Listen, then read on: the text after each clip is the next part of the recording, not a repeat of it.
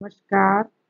BSc part third में unit first का second part carb धात्विक यौगिक ले रहे थे। कार्ब धात्विक यौगिक जैसा कि पिछली क्लास में पढ़ा था कि भी यौगिक जिसमें कार्बनिक समूह किसी धातु परमाणु से सीधे जुड़ा हुआ हो उसे ऑर्गेनोमेटेलिक कंपाउंड कहते हैं। फिर अपन ने पिछली क्लास में इसका नामकरण लिया था कि अलग अलग ऑर्गेनोमेटेलिक कंपाउंड जो होते हैं उनका नाम किस प्रकार से दिया जाता है। फिर आज की क्लास में अपन लेंगे क्लासिफिकेशन, कार्ब धात्विक यौगिकों का क्लासिफिकेशन। कार्ब धात्विक यौगिक मुख्य रूप से 4 प्रकार के होते हैं: ionic, covalent, delocalised e bond compound, electron deficient compound. आयनिक कार्ब धात्विक यौगिकों का वर्गीकरण धातु कार्बन बंध की प्रकृति के आधार पर इन यौगिकों को 4 भागों में बांटा गया है: ionic compound, covalent compound, delocalised electron बंध यौगिक और चौथा है इलेक्ट्रॉन न्यून यौगिक। एक एक करके अपन इनके बारे में पढ़ेंगे कि आयोनिक, कोवैलेंट, डीलोकलाइज्ड और इलेक्ट्रॉन न्यून यौगिक क्या होते हैं। कार्ब धात्विक यौगिक में मेनली पिछली क्लास में भी जैसे बताया था कि मेटल डायरेक्ट कार्बन के साथ में जुड़ा होना चाहिए, एम बॉन्ड सी। इस तरह से जिन यौगिकों में पाए जाते हैं वो कहलाते हैं कार्ब धात्विक यौगिक। कार्ब धात्विक यौगिकों में पहला है आयोनिक कंपाउंड। आयोनिक कंपाउंड यदि विद्युत ऋणता का अंतर 1.2 या इससे अधिक है तो आयनिक यौगिक बनते हैं। मुख्यतः फर्स्ट ए व सेकंड ए के तत्व इस प्रकार के यौगिक बनाते हैं। आयोनिक कंपाउंड में फर्स्ट ए सेकंड ए में जैसे lithium, sodium, potassium, beryllium, boron, इस प्रकार के यौगिक कार्बन के साथ में जुड़े और दोनों की ईएन का अंतर 1.2 या इससे अधिक हो तो आयनिक यौगिक बनेंगे। आयनिक यौगिकों के गुणधर्म। आयनिक यौगिक ये अध्रुवीय विलायकों में अविलय और ध्रुवीय विलायकों जैसे जल में विलय होते हैं। इनके विलयन विद्युत चालक होते हैं। विद्युत अपघटन पर एनोड पर कार्बनिक एनायन और कैथोड पर धातु मुक्त होती है। एग्जाम्पल देखिए, एथिल लिथियम C2H5Li, यदि इसका इलेक्ट्रोलाइसिस हो तो क्या बनेगा? C2H5- plus lithium plus. C2H5- है तो ये कहा जाएगा एनोड पर, लिथियम पर प्लस है जाएगा कैथोड पर। इस तरह से ये उभय अपघटन अभिक्रिया द्वारा हाइड्रोकार्बन व अन्य उत्पाद भी बनाते हैं। एथिल माइनस है तो ये नेगेटिव आवेश वाले एनोड पर जाते हैं और इनका ऑक्सीडेशन होता है, और लिथियम प्लस जाएगा कैथोड पर और रिडक्शन के द्वारा लिथियम मेटल में डिपॉजिट हो जाएगा।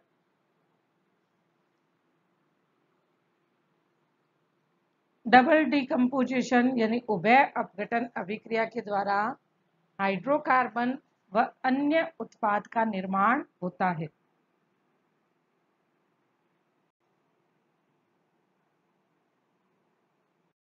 देखिए अभिक्रिया C2H5Li प्लस CH3Br, इसमें Li पर प्लस है, Br पर माइनस, तो बनेगा LiBr लिथियम ब्रोमाइड। और फिर C2H5CH3 ये आपस में जुड़ जाएंगे तो प्रोपेन का निर्माण होगा। तो हाइड्रोकार्बन का डबल डिकम्पोजिशन के द्वारा निर्माण होता है।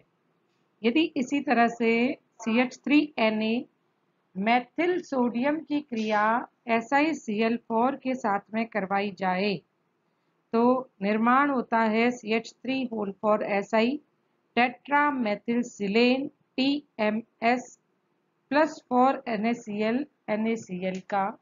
TMS अपन ने पढ़ा हुआ है NMR स्पेक्ट्रोस्कोपी में रेफरेंस के रूप में उपयोग में लाया जाता है। तो इसका निर्माण किस तरह से होता है? मेथिल सोडियम की क्रिया SiCl4 के साथ में करवाने पर डबल डिकम्पोजिशन के द्वारा टेट्रामेथिलसिलेन का फॉर्मेशन होता है। सेकेंड, सहसंयोजक यौगिक। यदि धातु और कार्बन की विद्युत ऋणता का अंतर लगभग 0.5 तक का होता है तो बंध की प्रकृति कोवेलेंट सहसंयोजी होती है। इसमें 2 सेंटर 2 इलेक्ट्रॉन बॉन्ड पाया जाता है। इसके गुणधर्म, ये अद्रव्य विलायकों में विलय होते हैं और जल में अविलय होते हैं। एग्जाम्पल, कार्बनिक समूह की संख्या के आधार पर धातु का संकरण निर्धारित होता है। C2H5O2Zn, इसमें देखिए समन्वय संख्या आई 2, तो जब समन्वय संख्या 2 हो, जब समन्वय संख्या 2 है तो संकरण का प्रकार होगा sp और ज्यामिति होगी रेखीय। CH3 यानी ट्राई मेथिल बोरेन, इसमें समन्वय संख्या 3 है तो संकरण का प्रकार होगा sp2 और ज्यामिति आएगी त्रिकोणीय समतलीय। TMS टेट्रामेथिलसिलेन, 4 समन्वय संख्या होने पर sp3 संकरण होगा और ज्यामिति होगी चतुष्फलकीय।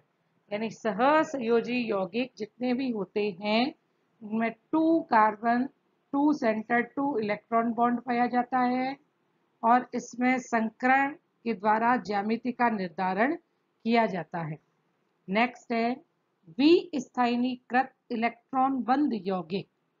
यदि कार्बनिक समूह में विस्थानीकृत पाई इलेक्ट्रॉन उपस्थित है तो धातु के रिक्त कक्षकों के साथ ये अतिव्यापन करते हैं और इसी प्रकार यदि धातु के पूर्ण बड़े कक्षक उपस्थित हो तो ये कार्बन के रिक्त कक्षकों के साथ में अतिव्यापन करते हैं। ये मुख्यतः संक्रमण यौगिक तत्वों के साथ बनते हैं और बंध की प्रकृति और संरचना के आधार पर ये 2 प्रकार के होते हैं।